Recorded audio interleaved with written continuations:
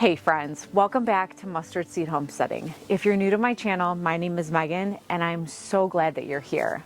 What I do is give weekly garden tours regardless of season and weather. And what we're gonna do today is we're gonna look under all of the raised beds, or at least most of them. I lifted up the frost cover so that we can see what is actually going on under there. Plus, we're gonna continue to harvest some sweet potatoes out of the green stalks. So let's get started.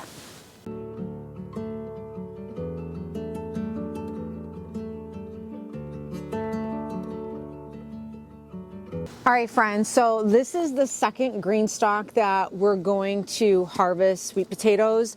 So if you're new to my channel, I decided to leave my sweet potatoes in two of my green stalks and just harvest one tier at a time and kind of use the outside as a refrigerator so that I'm not harvesting all my sweet potatoes at one time.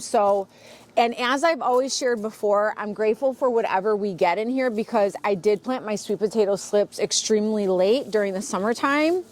And so far, even though I haven't got a ton of sweet potatoes, I have gotten a good amount considering that I planted them so late. So let's go ahead and see what we got in here.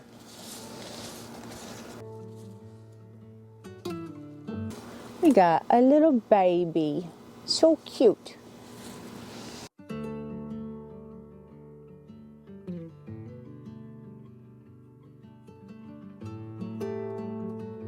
Another little baby.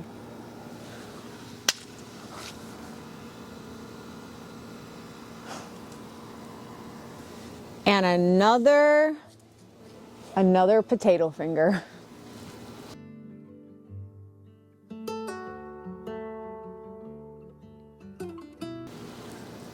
Very nice. It's a good size sweet potato. Really good size. Another little baby.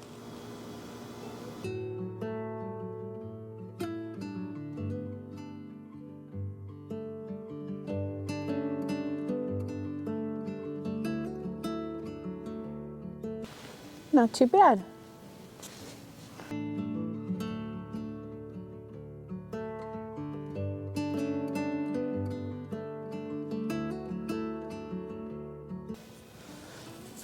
Found another little baby. All right, friends, let's take a quick peek at the driveway before we go in the backyard, because the backyard is really where I want to show you everything. These are the broccolis. They seem to be doing very, very well. And then these are still empty, except these are my designated ginger and turmeric. Haven't seen anything pop out, which I don't expect it to just because, you know, it's really cold. Now, something I do want to share with you that I've come to realize with this one and these three, I had planted some sugar snap peas. See if I can find them. I think I can. Maybe you can see it. Here, I'm going to try to zoom up because I'm like, why are these not growing? I thought they were popping up, and I don't know if I can find one for you. It's probably going to be very hard because they're so small, but they're these little roly-poly bugs, and I think they ate the seed. Plus, it could possibly still be a little bit too cold for them to germinate. So what I plan to do is I'm actually going to start some indoors. Then once they're about, I don't know, maybe an inch or two, I'll come out here and I'll plant them. Now, I know it's probably better to wait till spring once the soil is a lot warmer, but with the straw and with the up and down weather, I figured it's still worth trying. It's not going to hurt to plant them anyway. So that's what I plan to do in the next week or so coming up. And then over here is all the garlic. They're doing amazing. All my kale is doing really good. The kale and broccoli over here is doing really good. I actually could harvest some of these leaves, but I'm going to let these grow because, as I've said before, I like to harvest a bunch of kale leaves and then preserve them by freeze drying them and turning them into a powder.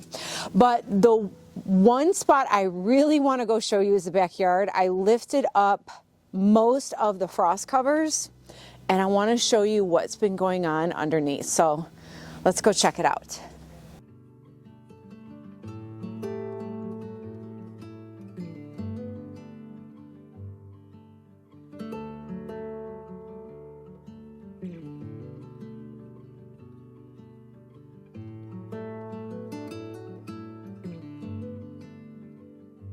So we're going to start from the right and work our way down. So this first bed, as I've shared in previous videos, is my overwinter pepper bed.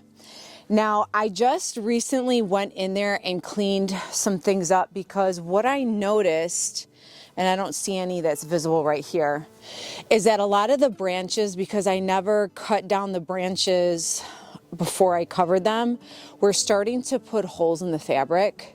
You can see some of the branches right there. I'm going to insert a video real quick because I'm trying to keep this closed as much as possible to keep the warmth in, but I took some video of me cleaning up so you can get an up close look at what it looks like in there.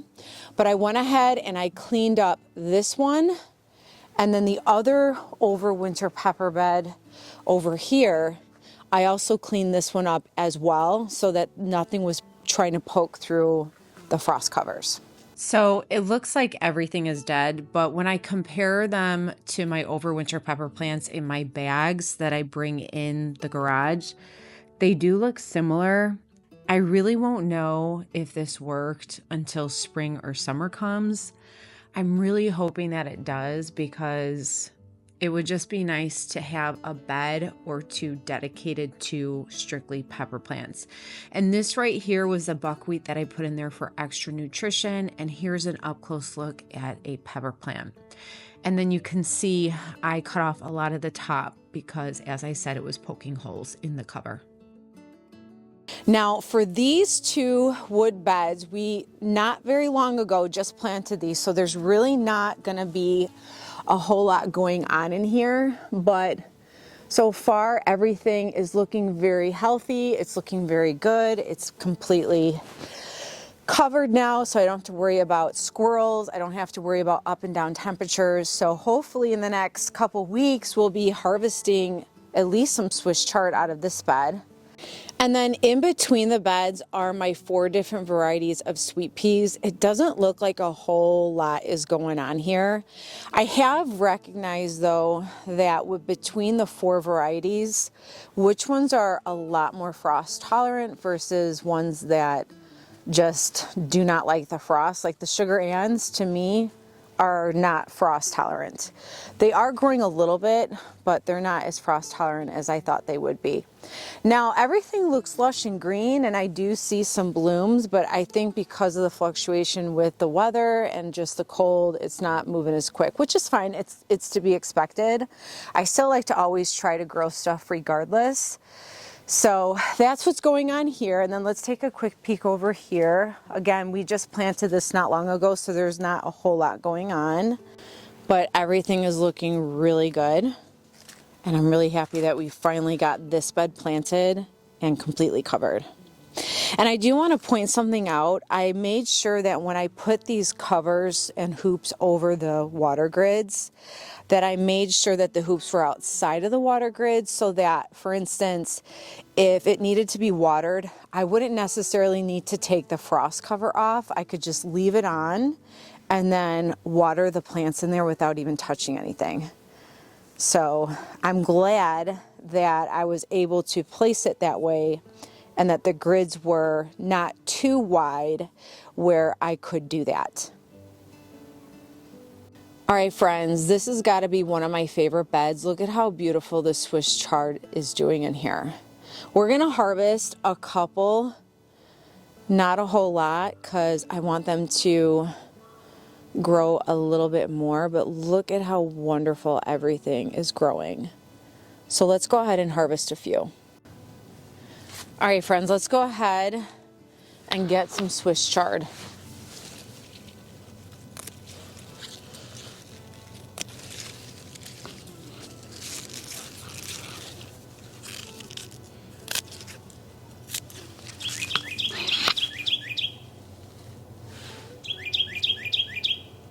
Oh, do you hear him?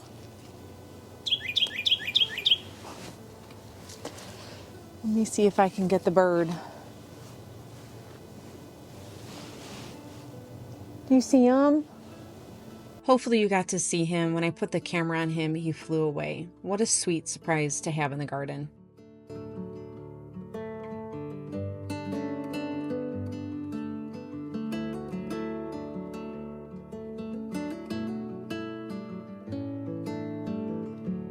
One of the ways that I love to cook Swiss chard is to saute it with onion and garlic and olive oil and mix it with some sausage. And recently I tried putting it on pizza and it was absolutely delicious.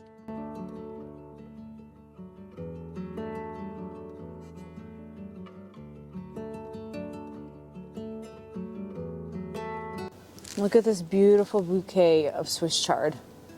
I love growing different colors of Swiss chard. It's fun, it's beautiful, and it just gives the garden such a diversity of color.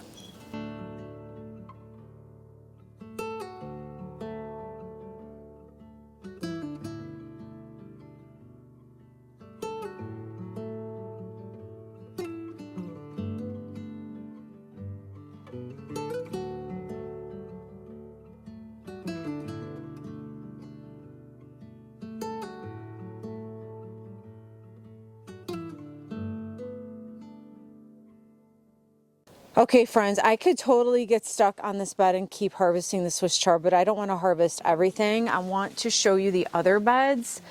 I am actually growing a calendula in January. And it's a beautiful calendula. Look at how pretty this is. Let's see if I can get close up. I think they're called like coffee cream calendulas. They're so pretty. Now, this is the bed that we recently just covered. They had the lower hoops, so not sure if you watch my vlogs, but I've shared in previous garden tours how I wanted to switch this one and this one out. These are my Brussels sprouts and my onions here. I had pre-made hoops, little low tunnels. This was a fabric cloth, and then this was more of this like plastic. And while they served its purpose, they were easy to assemble because the hoops were already connected to the plastic and the frost cover, the cloth one over here. It served its purpose, but the problem is that it was just too low and it didn't allow for head space for growth. So I went ahead and added these hoops with these frost covers. I want to try these out on these beds while all the, let's see, I'm losing focus here, while all the other beds all have the cloth frost covers. So So I'm just trying to experiment to see which one I like best. I might like a mix of it because this is my first year doing frost covers on my raised beds. But you guys, look at how lush everything is looking. So now this bed, which really needed some more height because, like I said, the pre-made hoop tunnel that we had on here was just too short. But everything is looking so good. And I'm really happy. So we have so much going on in here, from broccoli to cauliflower to, I want to say, I'm already forgetting what I planted in here. I think yeah, these are turnips. All around the edges are turnips. So I might have made a mistake putting the turnips on the edges. I may not have. I like to try things. I like to push the limits when I can. So we'll have to see in the weeks and maybe a month or two coming if that was a good idea or not. And then this bed over here is all the Brussels sprouts. Everything is looking so good. This one seems to be taking forever. And then all the onions are growing nice along the edges. I do like to plant as much as I can, even during the winter time and frost covers, even if they don't grow quickly. What I noticed is that when I do plant sometime in the winter time, once spring comes, they start growing right away. Now, am I still starting seeds? Am I still separating starts and planting? Absolutely. I kind of just came to the conclusion that it's always good to constantly start seeds and constantly plant, because by doing that, you're going to get something. So far, everything's looking good over here. Now, I want to show you this bed. Oh, I got to go to the top. I want to show you this bed, and then we'll take a quick peek back here because, believe it or not, that cauliflower and the rapini rob is doing very well back there. And then before we walk to those last two beds, I did want to show the garlic. So if you're new to my channel, I planted 444 cloves of garlic in this bed, these 2 pallets of buckets, 4 green stalks on my driveway, as well as a wood pallet or a wood rolling bed on my patio.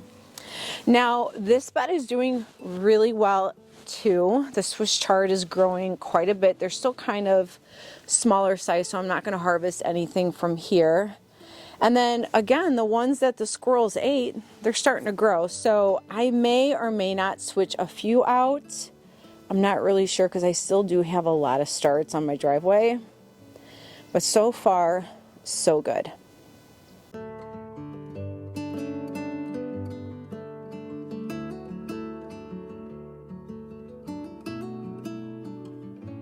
Now this bed I'm excited to share because I have always struggled with growing rapini raw broccoli as well as bok choy and Napa cabbage.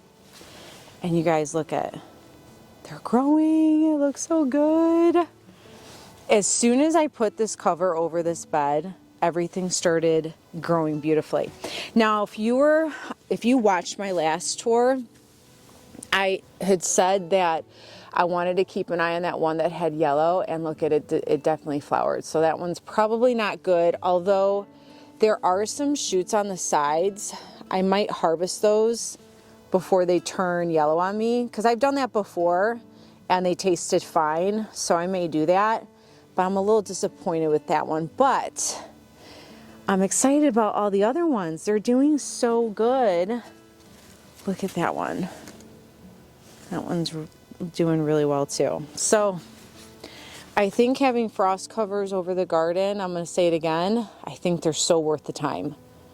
Now let me show you what is going on back here, because I think I know what I'm going to start planting back here is going to be rapini raw broccoli and cauliflower, because you guys, the squirrels haven't touched them.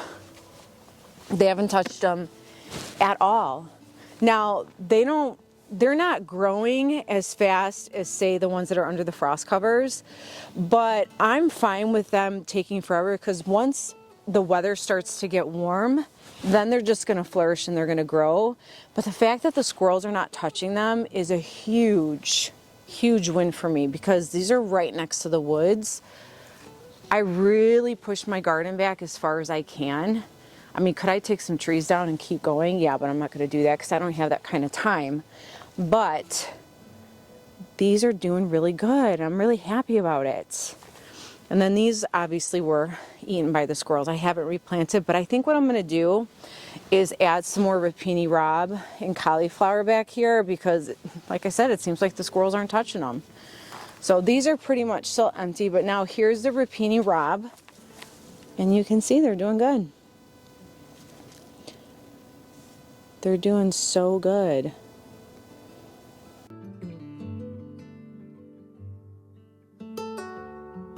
And then this whole palette is rapini rob as well.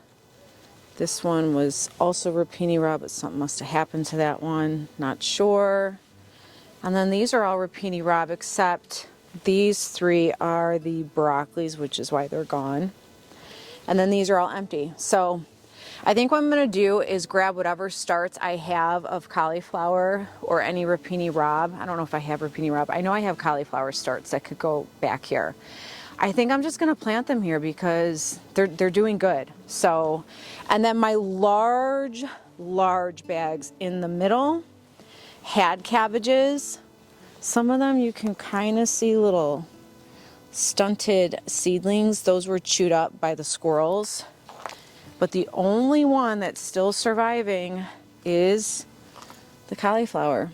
So I guess squirrels really do like certain vegetables or certain leaves. I'm not really sure. So that's what's going on back here. And then hopefully this week or so, the next week, I can get those starts in here. And we can start growing some more back here.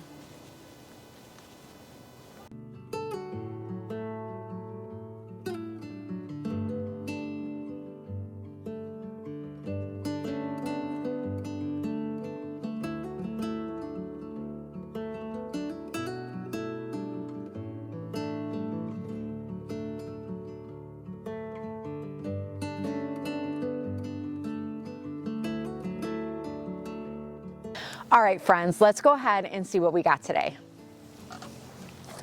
So it looks like we got more sweet potatoes. Again, I'm super surprised that I'm harvesting anything because I started these starts so late in the summertime, but I am still really liking the idea of harvesting one tier at a time during the winter time and just using the outside as a refrigerator. So super happy about these. And you guys, look at all the Swiss chard we harvested. I'm so excited about these because they're easy to grow, but they just taste good with so many different dishes, soups, stews, sauteing. It's just, you could do a lot with Swiss chard. So I'm very happy about these too. Well, friends, thanks so much for going on another garden tour and harvest with me. I love taking you along with me and seeing what's going on a weekly basis because there's always something to be thankful for in the garden. I appreciate you all stopping by, and I really look forward to seeing you all next time. And always remember, friends, be encouraged, and always stay inspired. And I'll see you all next time. Bye.